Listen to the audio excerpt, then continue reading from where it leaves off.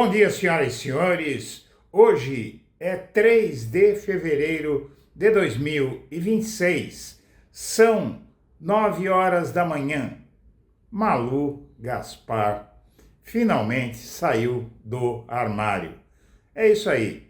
Ela, nas últimas horas, fez uma quantidade de postagens que acabou com qualquer dúvida sobre qual é a sua verdadeira intenção no que ela tem feito em relação ao Supremo Tribunal Federal e agora também em relação ao governo Lula e à sucessão presidencial de 2026. Malu Gaspar assumiu que é bolsonarista e demonstrou intenções como 1.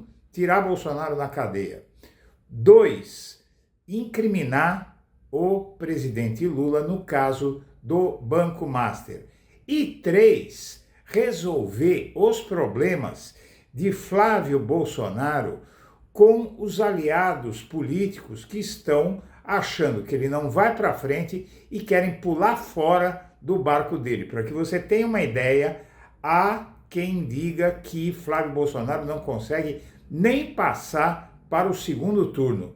Vamos assistir. Você que acompanha o Blog da Cidadania, eu venho pedir a sua ajuda. Está bastante difícil do ponto de vista de remuneração para poder financiar o trabalho do Blog da Cidadania. Então, se você puder nos ajudar fazendo uma doação, se você considerar fazer essa doação, use o código Pix que está na tela, nos ajude para a gente poder fazer um canal melhor para você e nos manter para poder enfrentar essa guerra que vai ser a eleição de 2026.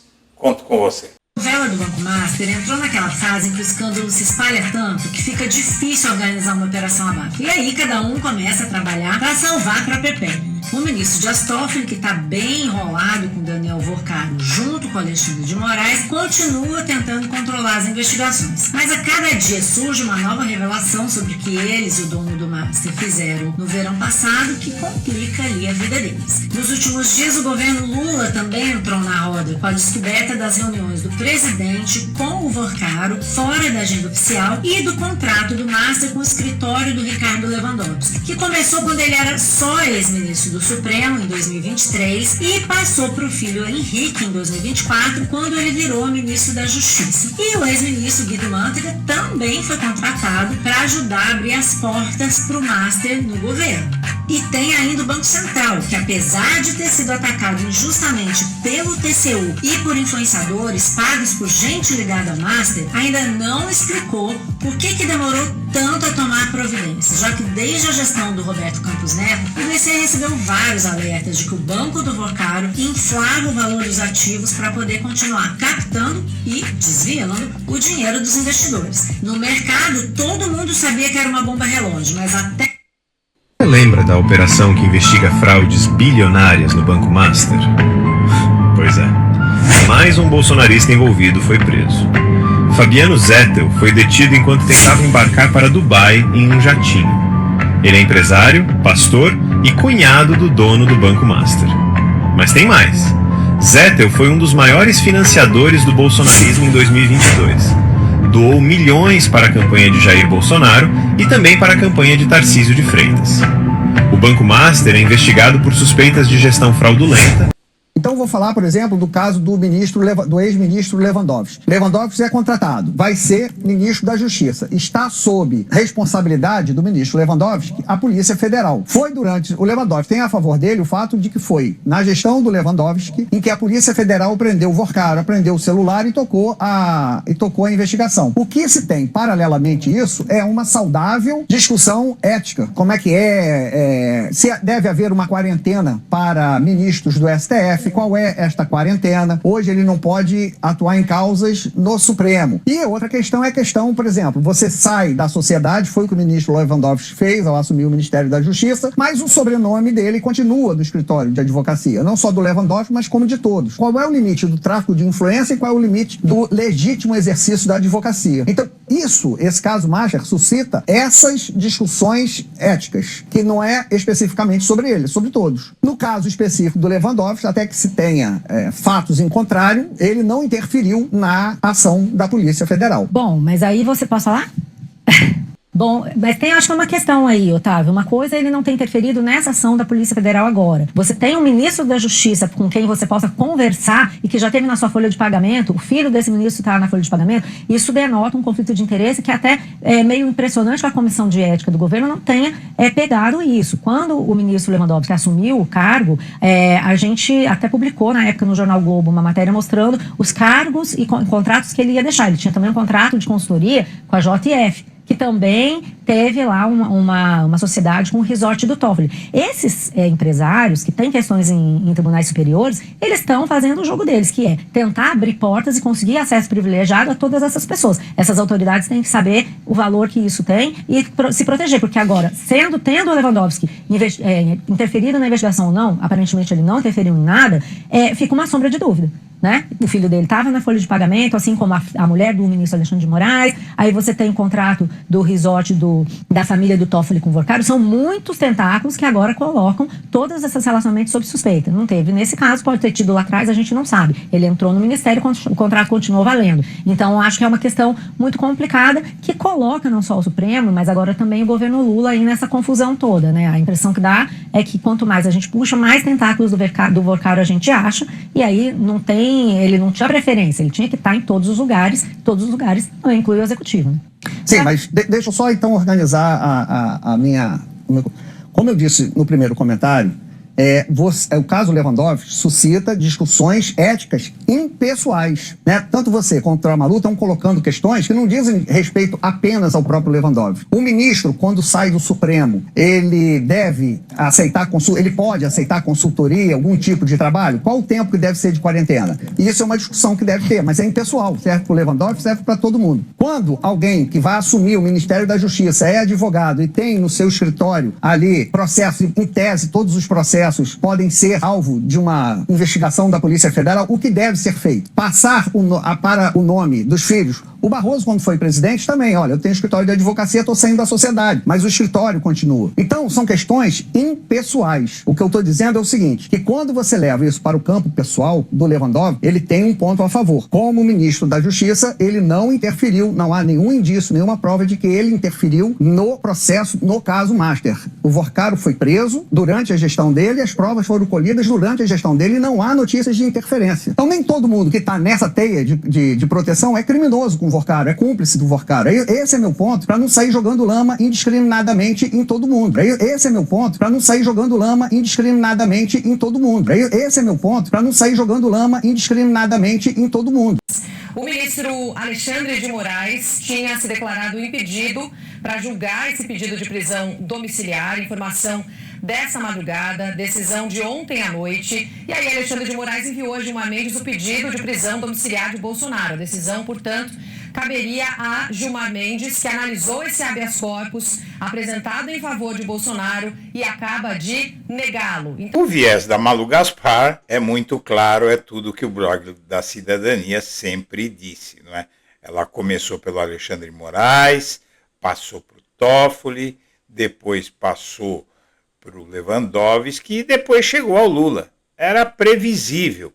E tudo isso enquanto quem está de fato envolvido no caso do Banco Master, a cada dia aparece mais, é a extrema-direita, é o bolsonarismo, a começar que ela fala que o Bolsonaro, ela não fala que o Bolsonaro aceitou 5 milhões de reais do Banco Master, porque quem deu os 5 milhões para o Bolsonaro de doação de campanha e que se estendeu ao Tarcísio foi basicamente o laranja, o sujeito que está preso por ser laranja do Daniel Vorcaro.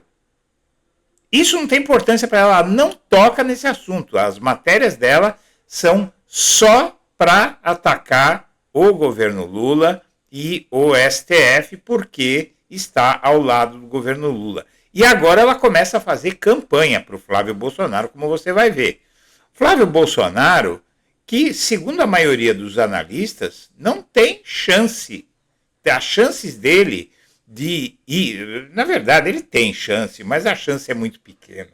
Ninguém leva a sério que ele possa se tornar o próximo presidente da República. Aqui você tem uma matéria de um colunista da Folha que é muito bom.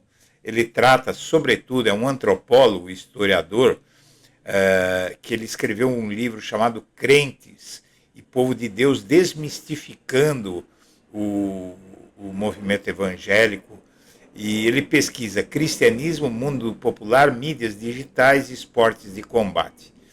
Juliano Speyer, vamos lá, Flávio pode não ir ao segundo turno e implodir o bolsonarismo. Parte do eleitorado evangélico pode ser atraída para o candidato do PSD, ou seja, a terceira via do Kassab. Flávio Bolsonaro quer demonstrar que seu clã é ainda o principal rosto da direita, mas tem vários problemas para ele.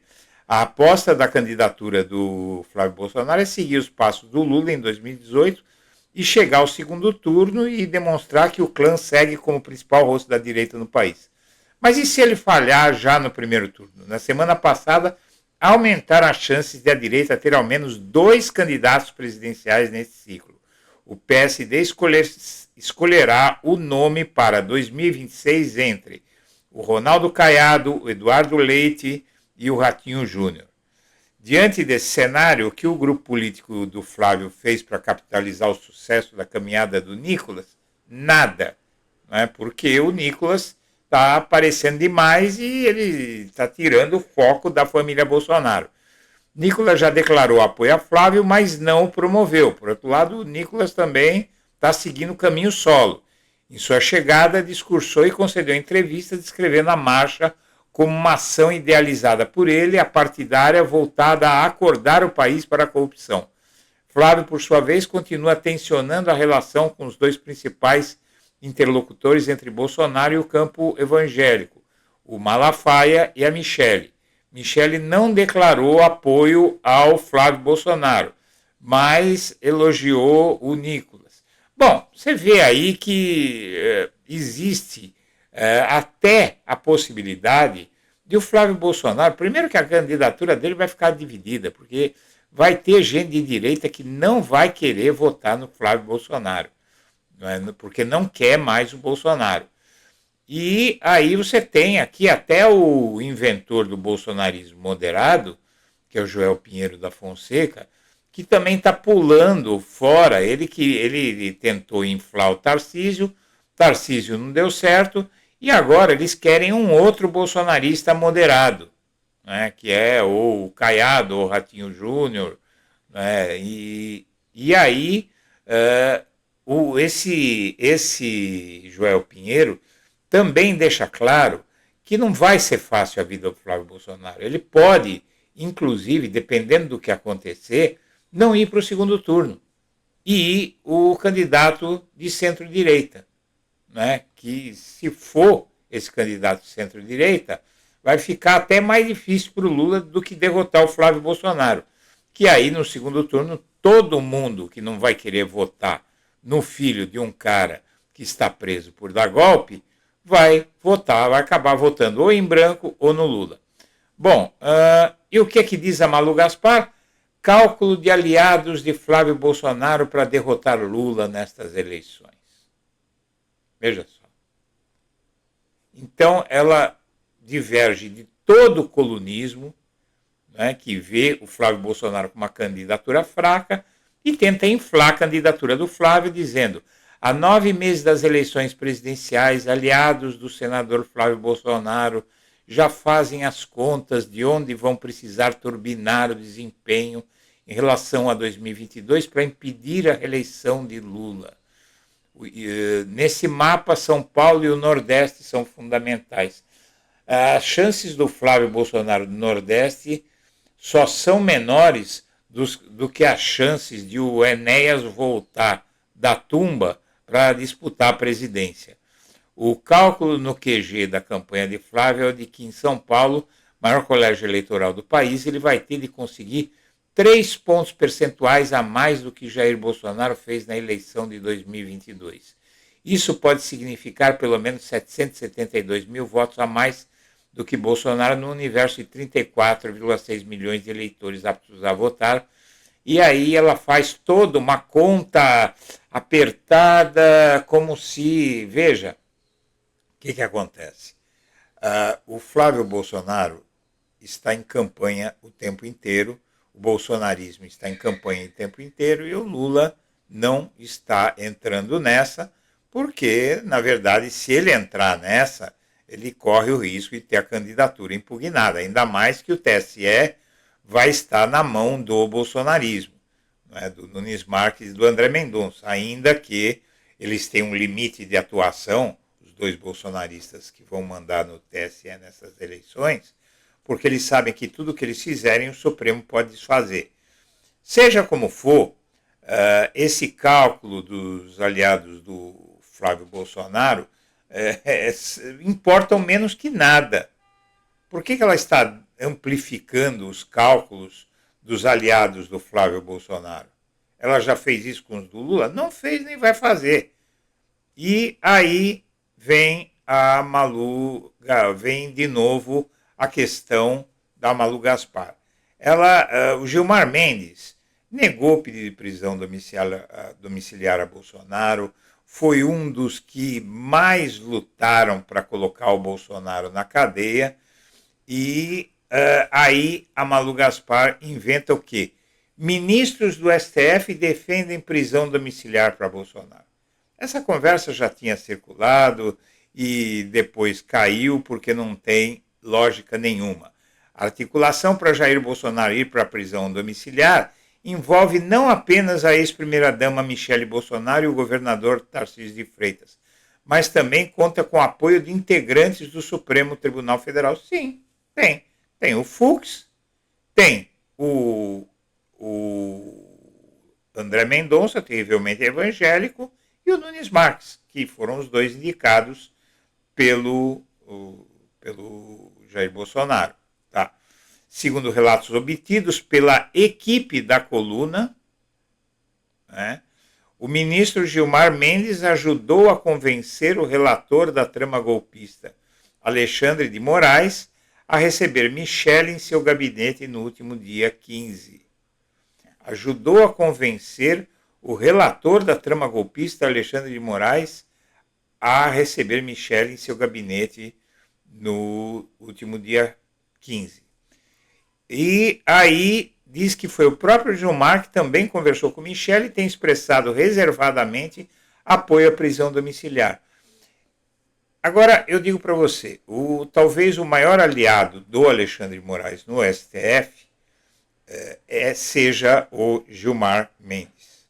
Ninguém tem dúvida disso. E o Gilmar Mendes sabe muito bem o que significaria colocar o Jair Bolsonaro em liberdade, porque a prisão domiciliar do Jair Bolsonaro é liberdade. Veja que estava lá o Nicolas na casa dele, com o celular, estavam fazendo sessões de oração, a mulher entra, a mulher sai, traz notícias, traz vídeos, traz áudios, manda mensagens dele para fora, fazia o que queria. Prisão domiciliar não é prisão. E o Jair Bolsonaro está tentando, ele vai tentar, através dos seus aliados, um golpe este ano de novo. Isso não há dúvida. E o Gilmar sabe disso. Isso é mentira da Malu Gaspar. O Nunes Marques, tudo bem, ela ainda reconhece, ainda que sempre frise que a decisão cabe a Moraes, a decisão cabe a Moraes, o Moraes não vai soltar e ninguém vai pressioná-lo a botar o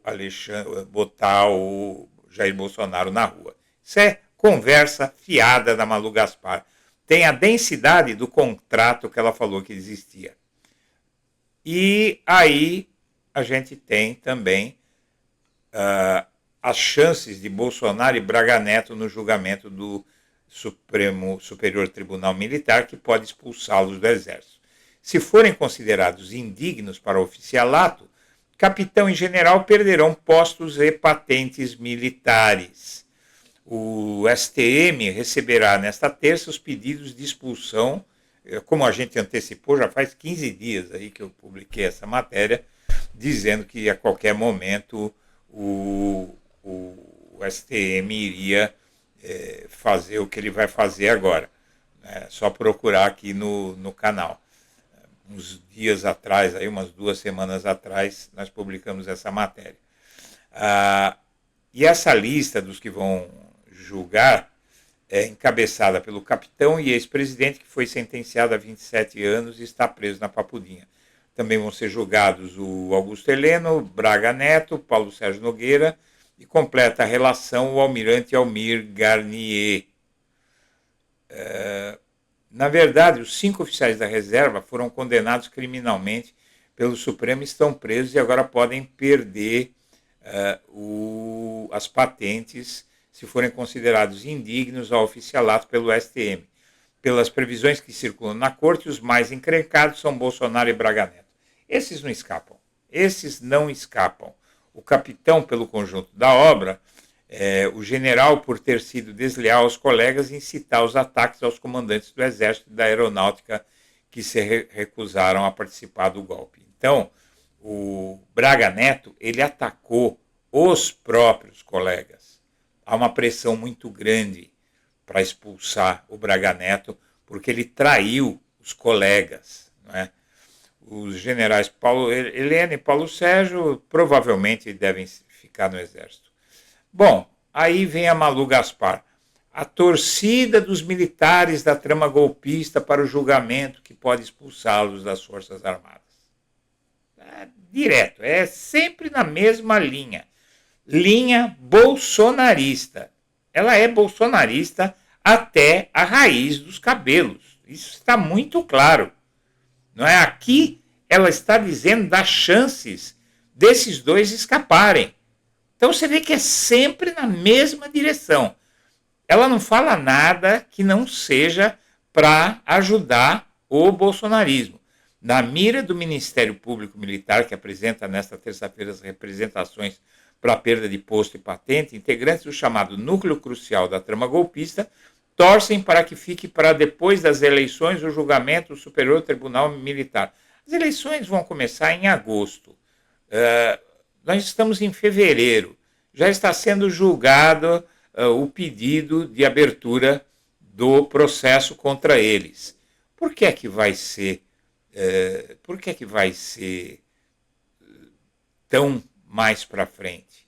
Né? Por que é que vai ser tão mais para frente? Qual é a lógica disso? Nenhuma. Né? E aí, o BC confirmou em dezembro que as reuniões entre Moraes e Galípolo foram sobre a Magnitsky.